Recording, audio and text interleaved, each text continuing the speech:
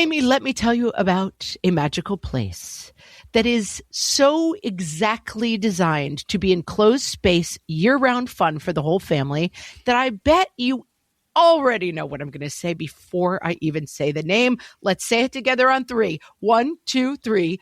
Great Wolf Lodge. You got it, Amy. My kids loved Great Wolf Lodge when we went. You probably already know that it has a huge indoor water park with a wave pool, lazy river, a bunch of massive water slides. But then your pack can hit the other attractions because, wait, there's more. Great Wolf Lodge has adventure-packed attractions like Magi Quest, a live-action game kids can play throughout the lodge, plus the Northern Lights Arcade. Spent some quality time there, so your kid who loves the lazy river and your kid who loves fantasy games will both have a great time. Great Wolf Lodge also offers great dining options and complimentary daily events like nightly dance parties, all under one roof. Unpack the car once and you're settled in to have fun. And with 22 lodges across the country, you're always a short drive away from adventure.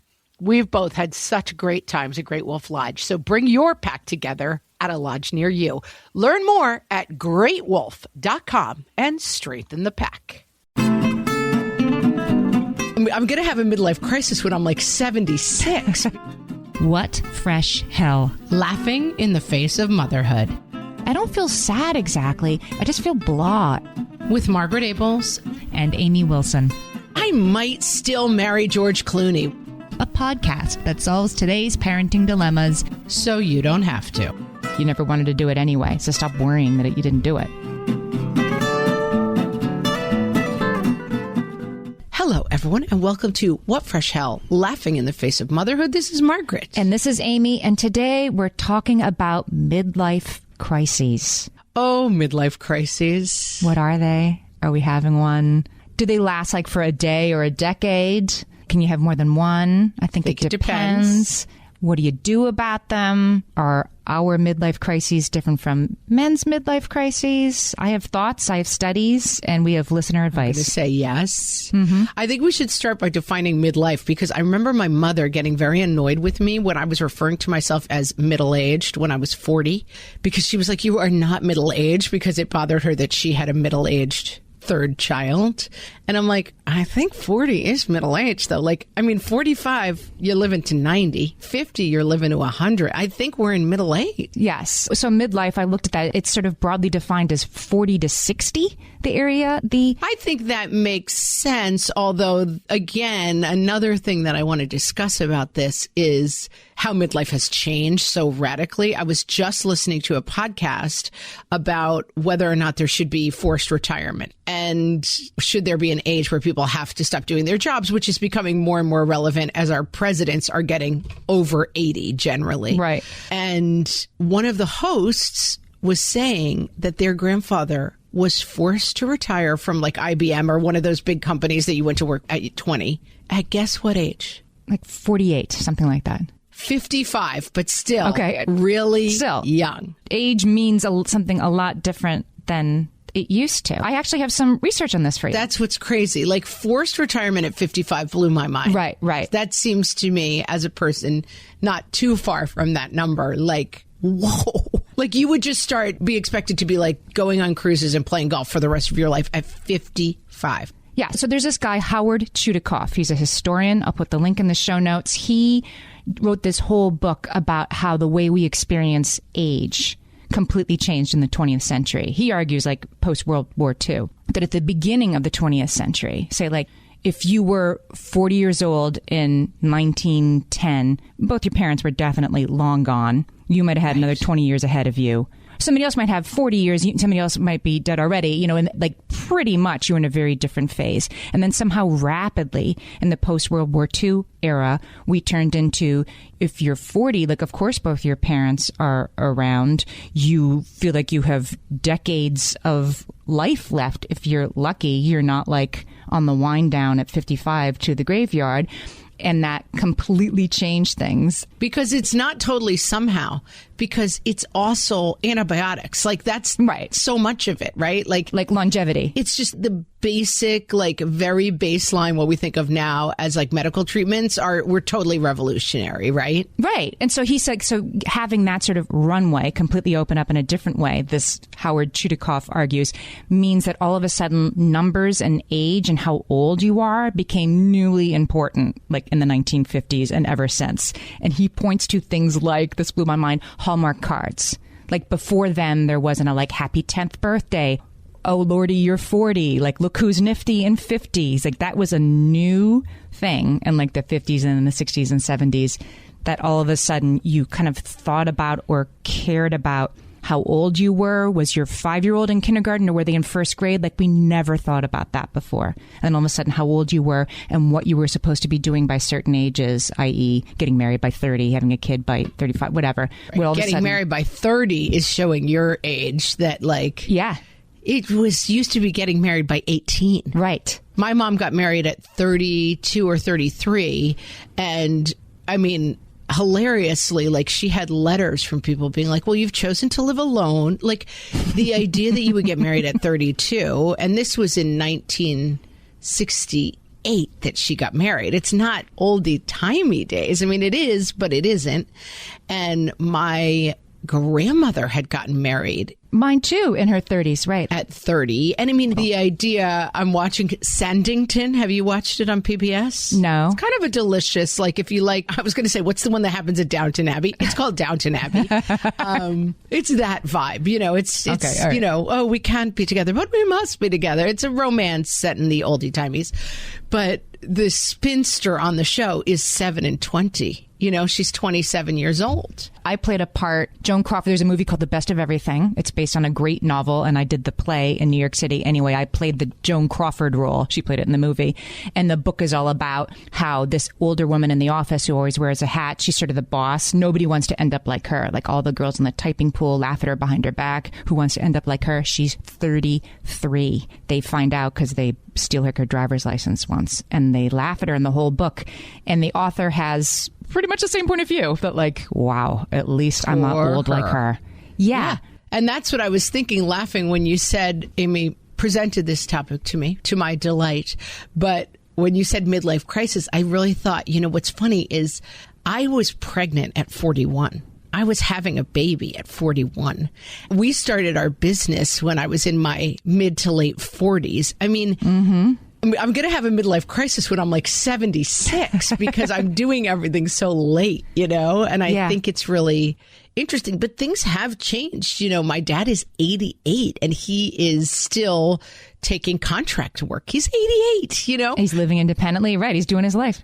If Joe Biden gets elected president, he will be president until he's 86 years old. Like, it is a different time. I mean, we're doing different things. I do think for men, it's different than women. I did laugh at my dad because I was like, I don't think a lot of people are calling 88-year-old women for contract work. I don't think that's ever happening. Like, I think an 88-year-old woman and an 88-year-old man are very different. But, and it's unusual. But I was going to say, are there 88-year-old female lawyers? There are probably like 10 of them in the world. Like, things were different then. Yeah, and I think it's been interesting around this debate about Dianne Feinstein, who's having terrible health problems, and people are pushing her to retire, saying that her aides are doing a lot of work, that some people are pushing back and being like, I think there's men who've been like wheeled in by like, you know, their 23-year-old wife who was really casting the vote. Like, yeah, I think old men and old women are different. So midlife crisis, 1965 was when that term was coined. Okay. Social scientist, his name was Elliot Jacques. And he said he was going to study how and why men and women around the age of 40 became disillusioned with work, disenchanted with relationships, and detached from family responsibilities. But as so often happens, his work, his reflections, and the things that came after it tended to regard, I'm quoting here, the male life course as the human norm. And so accounts of midlife crisis were usually framed as a masculine phenomenon, like the 7-year itch. Like, I want to have an affair because my wife bores me. I want to drive a fast car. I want to look younger. Like, these are sort of masculine. Like, I want to express my virility. Yes. And that female midlife crises of course, exist, but they're different, but they haven't been sort of existed. Are they more like existential? Like, what's it all about? It's been argued that women's midlife crises, to the extent that they exist, and certainly I would say as expressed on our Facebook page, which is where this conversation really started, which inspired me, women's midlife crises involve the family, the home, kids leaving, they're changing roles in terms of the people that they love and take care of. They express that as central, or at least part of the crisis that they're having more often than men do, or at least they have until now. So interesting. Right. I think I'm throwing off the curve a little bit because, again, I have a child in elementary school and I am right. old. You know, it's just funny to me that like kids leaving home feels very far off to me still. Mm-hmm. And that's not normal because I will be in my 60s and I will still have a high schooler. Yeah. Lucky you, I guess. You could argue it both ways, Amy. Let's be very, very honest. So you take me to the next point, which is sort of how old are we when we have a midlife crisis? So yes. Let me go back to, because we haven't given a proper shout out. This was a listener on our Facebook page. Great. Shout it out. She brought this topic. I'll link to it in the show notes. And she said, who has been through the midlife crisis and how did you deal? I'm turning 40 next week and I feel like I've wasted my life. How can I get over the what-ifs? We have advice. Advice is coming. And I read that, and of course, my reaction is like, 40? Like, kid? Like, slow your roll. Listen, kid. You like took out your Camel cigarettes and we're like, listen up, kiddo. Right. But that's not fair or appropriate. And Nope. I remember as I approached 30 and then also 40. Like, have I done what I'm supposed to be doing by this point? What do I have to show for myself? What do I have behind me versus what do I have before me? Is it enough? I think that it's normal to have that existential crisis. And, 40th birthday is one opportunity where that can happen. I feel like I have the reverse of that, which is I feel like I'm always like, do I have enough runway left? Right. Like I got married at 36 and I was like, do I have enough runway left to fit in kids? Like, do I have enough runway left to fit in a second career?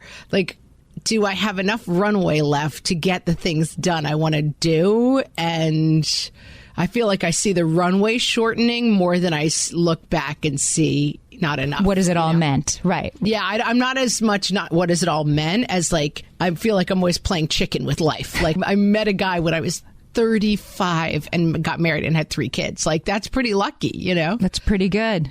I smushed it in right at the end. So here's 3 ways that Elliot Jacques, the corner of midlife crisis, says that it can play out, that it can appear. And again, this seems to have played out with the people on our Facebook page. It's compulsive attempts to remain young. Okay, yes, and particularly hard for women, and particularly assigned to women, wouldn't you say?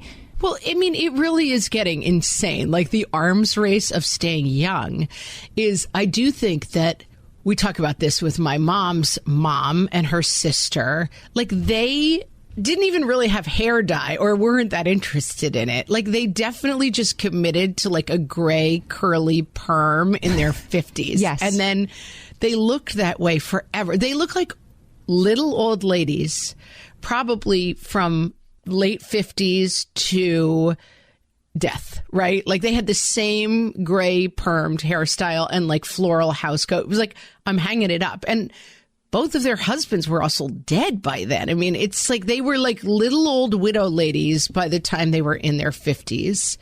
And then like my grandma was like literally J-Lo's age when she committed to the gray perm and the house coat. Yep.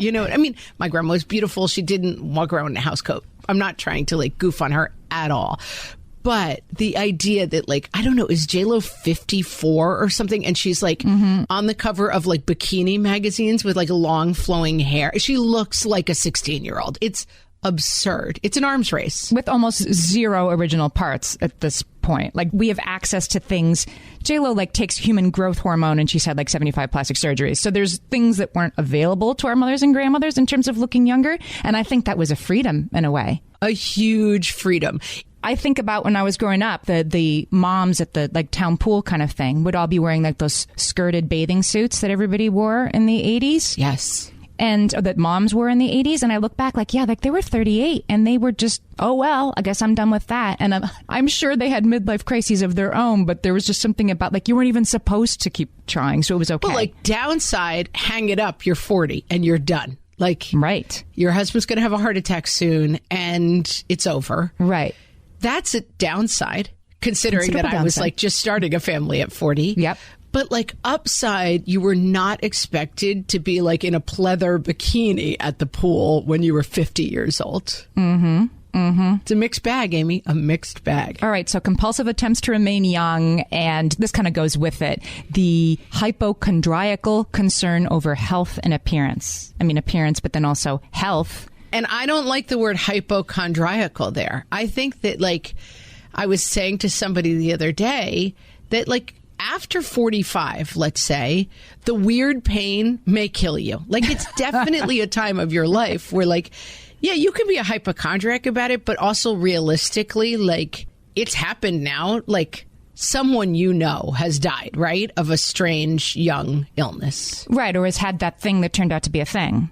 That's the thing. It turned out to be a thing that happened to be a thing. Mm-hmm. Like, I consider myself not very hypochondriacal or whatever the word is, but I do recognize that, like, the weird pain thing might be the thing. You know, when I have this week, I was having a weird, like, chest pain problem, and I am sure it was like gas or something was bothering me. It was nothing, but I'm like, it could be the thing. This could be the thing. Where you going with the weird pain. It could always be the thing now. Get your tests, get your, mammograms and your colonoscopies. We're definitely not saying not to do those things. I do those things, but I don't spend time worrying about what if there's something wrong. Yeah, but I don't think it's a ridiculous worry either. Because, like, no, it could be. That weird pain, it's not that likely to kill you when you're 25. And I think you can J-Lo deny your age all you like. And God bless J-Lo. I'm not coming for her. I think she looks amazing. God bless her. She's working hard. But you can't actually deny the fact that you are older. Even J-Lo is in a futile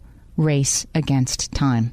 Sorry, J-Lo. We love you. But you're dropping hot beats while you're doing it. There's one more way a midlife crisis manifests. I'll tell you what it is when we get back.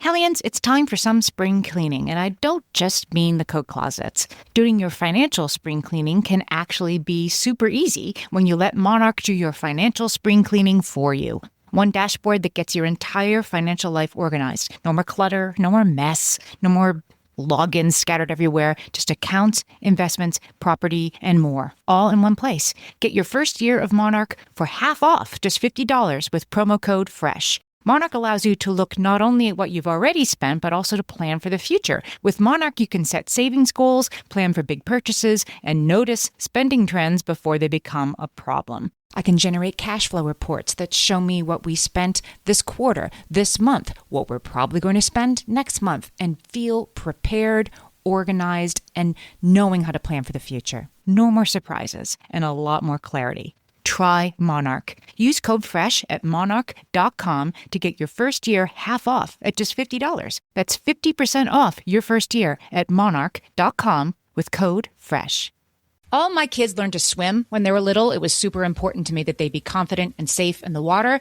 There was only one problem with that: taking them to swim lessons. I mean, the pools were freezing. There were always cranky adults doing laps right there. And it was definitely not, for any of us, what you would call fun. Amy, heard. But now there's Goldfish Swim School. Goldfish takes a really thoughtful approach to swim lessons, combining research-based teaching with a warm, kid-friendly environment that actually helps kids thrive in the water. Every detail at Goldfish is thoughtfully designed to create a golden experience, from shiver-free, warm indoor pools to comfy waiting areas for parents to professionally trained lifeguards on deck. Goldfish uses an approach called the science of swim play, which combines guided play with proven teaching techniques to help kids learn to swim, build water safety skills, and gain confidence, all at their own pace.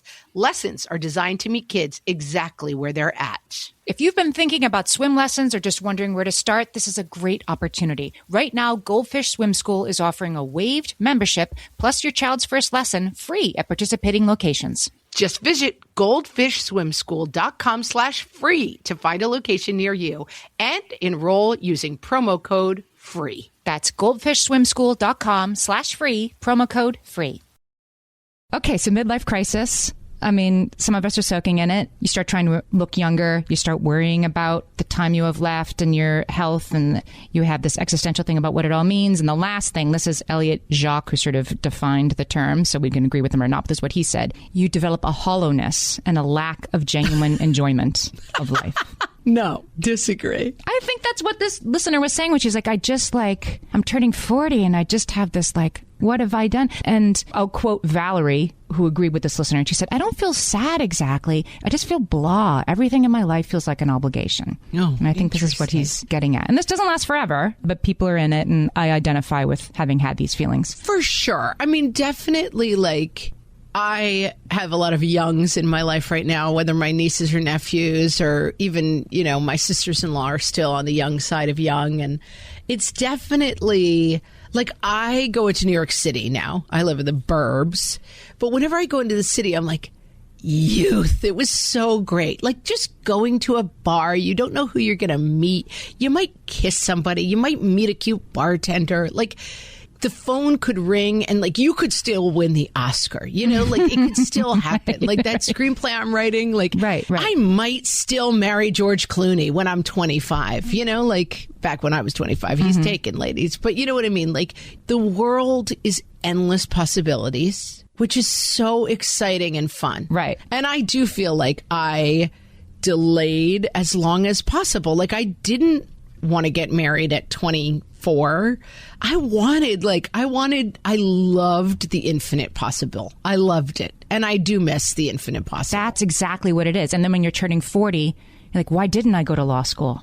What if I married person B instead of person A? What if we never left the city? What if we hadn't stayed in the city? Right? What if I had gone back to college? Like, all these things, you're locked down. That's what it is. Yeah, like, the infinite possible is definitely gone. And you don't really know when it's coming. Like, you don't know the last day you're ever going to look good in a bikini. Like, you don't know it. It just comes and goes. People say that about kids all the time. Like, you never know the last day you'll pick them up. And I'm like, it's fine. They get heavy. Put them down. Yeah. But it is true. Right. You don't know. But yes, like, it is definitely like, if you stay married, you're done kissing hot Irish bartenders. It does stink. Like, and it definitely stinks for my husband too. Like, but I definitely found that phase of life. I loved being in the infinite possible, but I don't miss the anxiety of the infinite possible. And so I think you have to be somewhat realistic about like, the infinite possible. I had horrible anxiety attacks when I was in the infinite possible because I was like, I could marry George Clooney upside. I could miss the boat and never find someone and not have kids. Scary. I'm glad to be done with the scary, I guess. Well, I hate to tell you, but I think you might have a scary part ahead of you. And I wonder if some of our listeners who are younger than us are in this developmental phase. We talked about this in a recent episode, and I brought up Lawrence Steinberg wrote this book called Crossing Paths. And he suggested, because he was studying like midlife crises in men and women, and he suggests that it's triggered not by your own age, but by your kids' developmental age. This is obviously for parents, not for non-parents. That he could predict whether somebody was having feelings of midlife crisis. He didn't call it that, but their crisis of confidence, their unhappiness. He could predict whether somebody was in that phase by asking her how old her kids were. Tell me more. I want to understand that more. Okay, so he said, I'll give you a long quote because it's worthwhile. He says, our children act as yardsticks for our assessments of ourselves. And that regardless of the quality of the relationship, he says, parents' mental health worsens when their firstborn child moves from childhood into adolescence. During this transition, parents' self-esteem declines significantly. We could not predict this turn for the worse simply by knowing the parent's chronological age. The drop in self-esteem is not tied to turning 40 or to any specific age for that matter.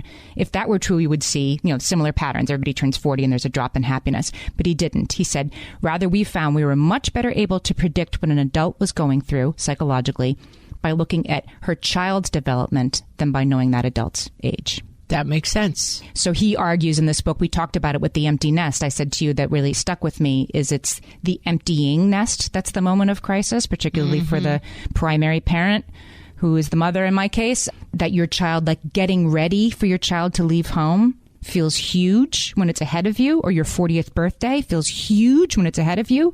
And then as soon as it's passed, you're like, oh, it's actually like, it's fine. I'm still here and things are a little different, but that's okay. That it's in the empty nest is actually peaceful and kind of great, but the emptying nest is very stressful. For sure. And I've seen that in women that I know. It's like, my youngest is about to go to college. My youngest is about to leave the house. Like, now what? And you were saying, like, it's infinite possibility. Like, when we were 24, infinite possibility was exciting and scary.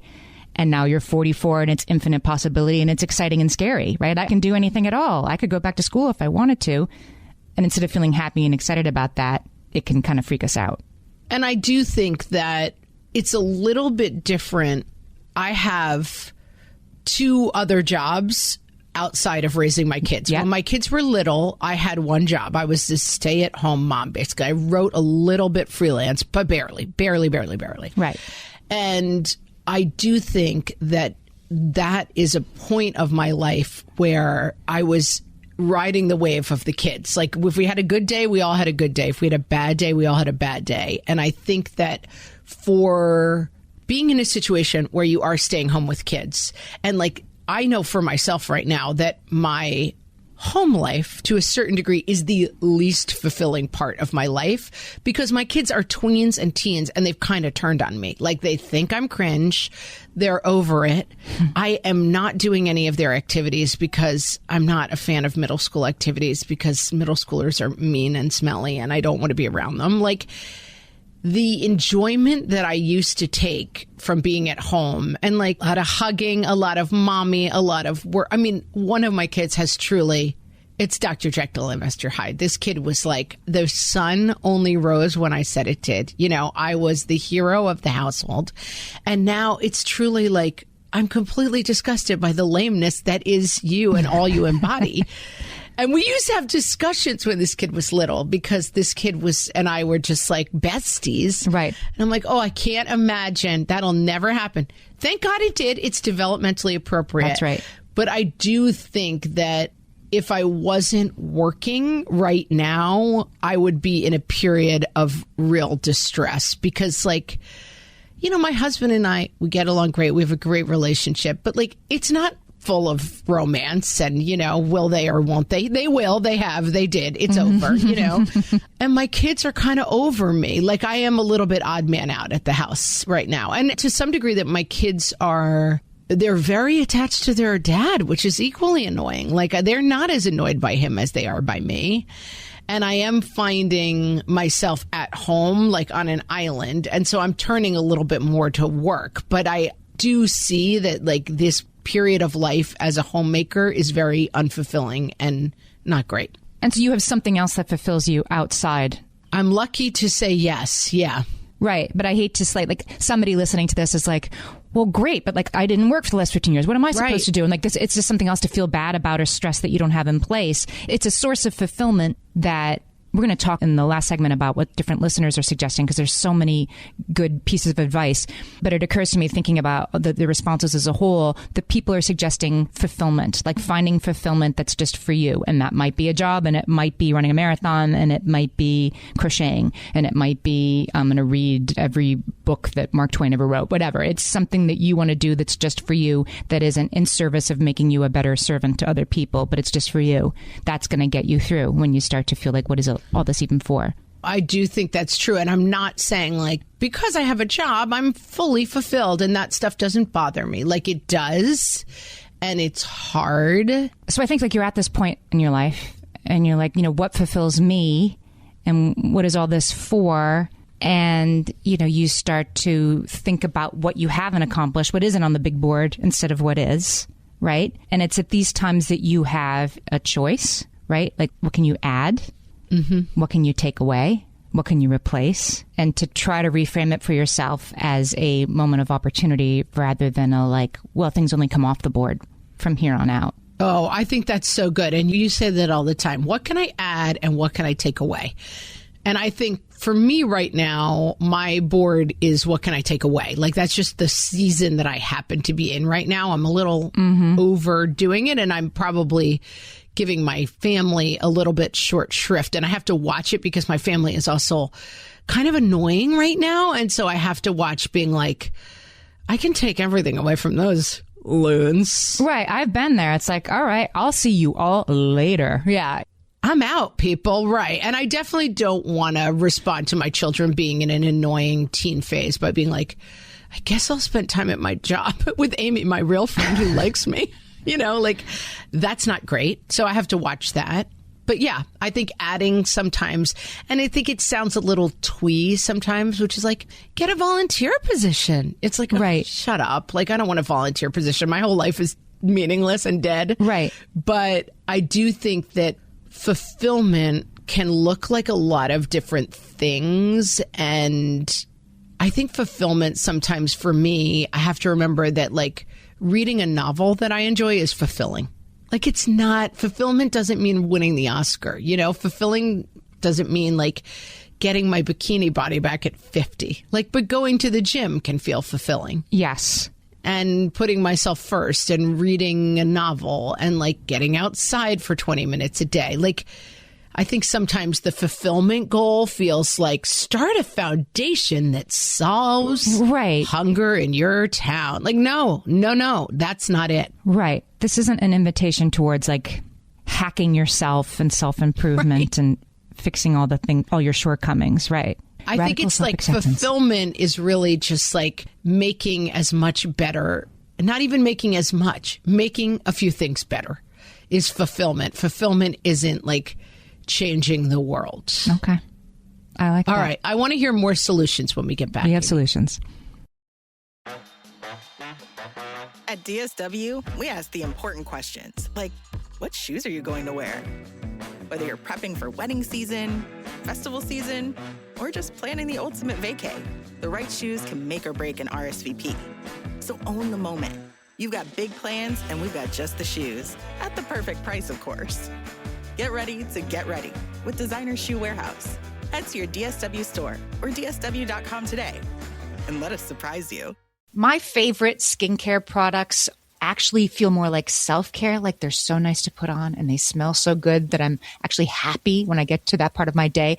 And I swear that is how I feel about Osea's anti-aging body balm. Amy, you are usually the lotions and potions queen on this podcast, but I have to say, hard agree. Osea's anti-aging body balm is a liquid silk body balm that combines the lasting hydration of a lotion with the firming power of a serum, leaving skin smoother and firmer. This body balm is clinically tested and designed to deliver visible results you can see and feel. So we've gotten to use this product for a couple of months now, and I swear I have really noticed firmer and smoother skin, like on the back of my hands. It's like getting a mini spa treatment from head to toe. Get a spring-worthy glow with clean, clinically tested skincare from Osea.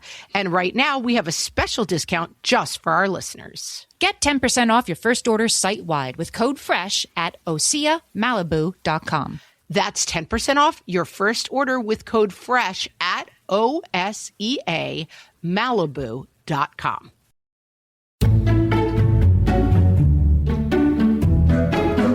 And now, things you say in your 20s versus things you say in midlife. From the What Fresh Hell podcast. 20s. I drank too many shots of Goldschlager, and it is the worst decision I've ever made. Midlife. I drink a cup of coffee after 2 p.m., and it's the worst decision I've ever made. 20s. I hope this boy likes me. I wonder how I could adapt every part of who I am. Midlife. I'm going to the grocery store in my pajamas. If folks don't like it, they don't like it. Too bad. 20s. I have a headache. I should drink some water. Midlife. I have a headache. I've Googled headache. I will surely be dead within the year. 20s. How can I get people to notice me? Midlife. How can I get literally everyone on earth never to speak to me again? 20s. Oh, I hurt myself running that half marathon. Midlife. Oh, I hurt myself folding laundry. This has been Things You Say in Your 20s versus Things You Say in Midlife. From the What Fresh Hell podcast.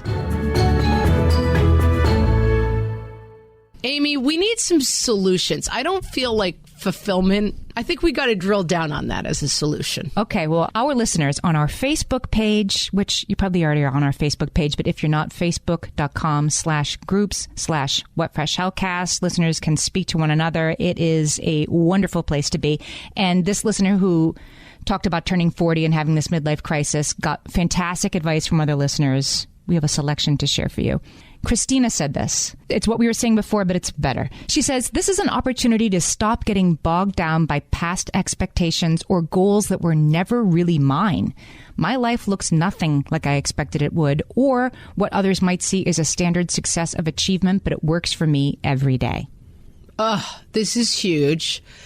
I know someone who recently went to the college reunion of a very, very famous and fancy university. And they were remarking that it does seem like the people who are happy are the people who are not trying to show you how happy they are and how successful they are. And that there are people who have achieved incredible things, partly probably by attending this extremely high profile and fancy named university. And that there are people who have not or have and are not talking about it, but that happiness and big ticket achievement do not seem to necessarily lay on the same strand. Yeah.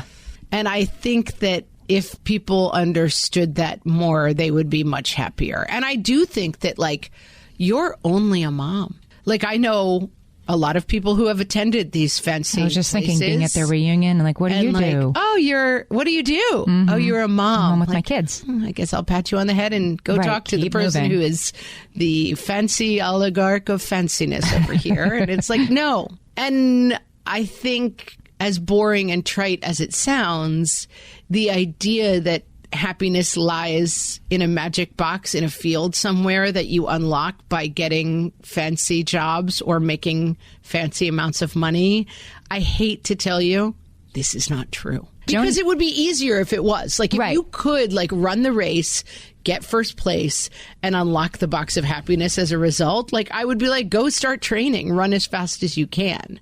But sadly, the box in the woods does not exist. The goals, others' expectations. This reminds me of the conversation I had with Rainsford Stauffer about her book about ambition. Just that ambition, when you're chasing goals that somebody else said were things you should care about, whether it's like perfect attendance or like passing the bar, right? These are, you need to discern, like, are these things I want, or are these things I think I'm supposed to want, or somebody else told me to want? That maybe the midlife crisis is a time to say, Brene Brown has some amazing quote about midlife is when the universe grabs you by the shoulders and whispers in your ear, I'm not messing around. This is it. And that can, I don't know, that sounds kind of scary as an invitation, but it is an opportunity to be like, take that stuff off the board. You never wanted to do it anyway. So stop worrying that you didn't do it. Right. And like, let the countdown work in your favor a little bit. Like, the runway is getting shorter. Like, what do you want to do? Right. What do you want to get really intentional? But what do you want to do has to be realistic. So, like, what do I want to do? One of my favorite books in the world is about Zelda Fitzgerald. I think it's just called Zelda. And it's this fascinating study of this very passionate woman. But she becomes obsessed with becoming a prima ballerina in, like, her 30s, maybe. And it's kind of a portrait of madness. Like, you're not going to become, and she works like crazy at it, and she becomes obsessed with it. And, like, you got to align the goal with some realities. Like, you know, I don't know. Bikini model is probably not although they just put Martha Stewart on the cover of Sports Illustrated. She's 80. So maybe my modeling career is going to take off. Maybe. But I do think that it can sound kind of twee to be like, oh, just find your own happiness. It was inside of you all along, Dorothy. And listen, I do still occasionally see things in entertainment with, you know, nemesis of my past doing extremely well. And I'm not going to say that I'm like, but I have the happiness of a loving home. Like, I do feel the stabbing feeling in my eyes, and it hurts me. Like, I'm not like, well, my box of happiness is at the home and hearth, so I worry not. Like, of course, I'm like, that seems like happiness to me. Like, winning the Oscar does seem like happiness to me. And I'm annoyed that that happened for someone who is not me, who I used to know. Joni says for her midlife crisis, she got a tattoo and started CrossFit. Yes, please. She stopped dying on the mom's sword of martyrdom and started doing more things I wanted to do, says Joni. I like that. Yeah, I like putting yourself at the center of the story. And I warn you, I am the hag of childhood future, possibly. I do think that this time of the kids turning on you and then eventually leaving is coming, and that you best start focusing on yourself at some point, whether that is taking up needlepoint or whether it is doing CrossFit or whether it is getting tattoos or whether it is going and getting a degree and starting a new profession.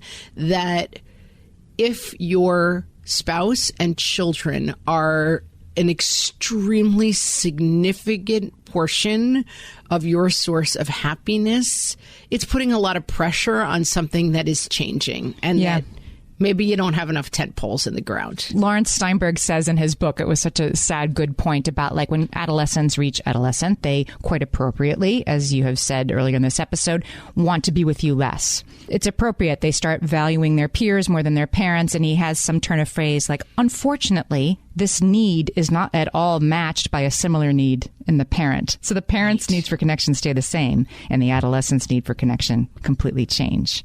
And that's hard. Another thing I would point out is that they still need connection, but they don't want to need it. And so it manifests sometimes in like, you must stink, and that's why I don't want to be connected with you. And so it's not even like a pure, like, fly, little birdie, and I will sit here in my proudness and watch you go. It's like my bird is pooping all over the nest and biting me off. And yelling, I never liked you anyway, as it flies away. And yelling everything you believe is dumb as it flies away and like flipping you off. Like, it's not a wonderful, magical time. Right. And so I do think that it is important to... It doesn't mean you have to start a foundation. It doesn't mean you need to like take up an opera career that left you as a young person. Listen, I had Hollywood dreams. I was Tina Fey in my own mind, and I was not Tina Fey in anyone else's mind. And I realized that like that ship has sailed. No one's looking for the midlife lady to come along and be like, I'm going to write a comedy show. I mean, I probably could have done it, and maybe I could have been successful. I didn't see the path back, and I started a different path, which I'm very happy to be on now. Right. I was going to say, literally nobody listening would be like, oh, well, at least you didn't, like, here's a comedian who never found an audience. You found an audience. You just stopped chasing this one very limited path that was only available to one or two people, and Tina Fey kind of grabbed the spot. Took my spot. For both of us. Yeah, took both of our spots, as it turns out. Yeah, and as you said, I don't want to be like, so start a comedy podcast, because that's what we did. Like, we have also found some pretty rare ground and rare air here, and we can't discount that. But I will say, in another segment of my life, I'm a teacher, and it has given me as much fulfillment, no offense, Amy, as working on the podcast and having this job. It doesn't pay any money. So, you know, without another job, I would be financially in a very different position. But I don't think I really think I speak from experience when I say this small, not very recognized teaching job changed the course of my life as an adult. And I think that it doesn't have to be big and fancy. You don't have to be famous from it. Like, you don't have to be Times 100 most interesting people, right? You don't. None of us are 100 most interesting people. We're not even like people, our friends' most interesting people. It's fine. Like, we're someone's most interesting people. But I do think when in doubt, like, find a passion. And I would say, although it's a little bit corny, when in doubt, try to help other people. Because I do think that is very fulfilling. Stephanie says she went through a midlife crisis at 35, and she started something that has really helped her several years later. She made a year of list. She says, it's things I want to accomplish each year, and then I do them. It's not a New Year's resolution thing. It's just the stuff I want to do this year. Stuff like community service hours. She put that on the top of her own list. Reading a certain number of new books, learning a new skill, something adventurous. It helps me feel like I'm accomplishing things and experiencing life, even as I continue the day-to-day slog. I'm 41 now, and this has helped me quite a bit. Oh, I love that. Is poster-worthy advice. That is live, laugh, love on the wall level advice. That is really, really smart. You know, I'm going to make a note of this. In December, let's do a year of episode, and I want to hear your list for 2024. I would love to. All right. I would love to. Thanks for that amazing idea, Stephanie. Lillian says finding a job outside of her home has been life-changing, and this was recent. She says, it caused some growing pains and anger. My husband didn't really understand why I needed something other than being his wife and their mother, especially since we are financially set. But it wasn't that I wanted them less. I just wanted something in addition. So I went out and I got it. Lillian, I have a friend who's like driving Stephanie, a bus around town. She's driving a huge bus. And I'm like, it's so cool. Why is it so cool? You know how to drive a bus. It's just stretching your capabilities and figuring out what's next. I had a friend who moved to London with her family for a while and for her spouse's job, and the kids were in school, and she got a job at Starbucks. Yeah. Because she wanted to. Like, I'm bored. I'm going to go like hang out at Starbucks for like 10 hours a week and meet people. And she meet zero people. regrets. Yeah. Yeah, for sure. I feel like we need another episode on this, like what's next, and like digging into even more of this advice. All right. I had so much to say about my own midlife that we didn't get to enough of the advice. It is. But I have to end with Clarice's advice because, yes, this is a big one. Clarice says, just as children go through phases, we adults do the same thing. Trust me. 40s are okay. 50s are better, etc. Enjoy and appreciate every day. I'm heading for 90, and I wake up grateful each day for what I have left. I love it. Put that in a bottle. Thank you, Clarice. Clarice, you really got us through this one. Thank you. Yeah. Oh, that's awesome. Yeah. Clarice solved it. Yeah, exactly. No more midlife crises. We solved it. No. Hellions, have you signed up for our newsletter? If you go to our website, whatfishpodcast.com, or you click the link in the show notes for this episode, you can see this month's newsletter where we're talking about the stuff we're reading, the stuff we're watching, the stuff we're cooking, even more fun stuff that we don't talk about in these episodes. And we would love to include you, so sign up. And with that, thanks so much for listening, and we will talk to you next time. So long.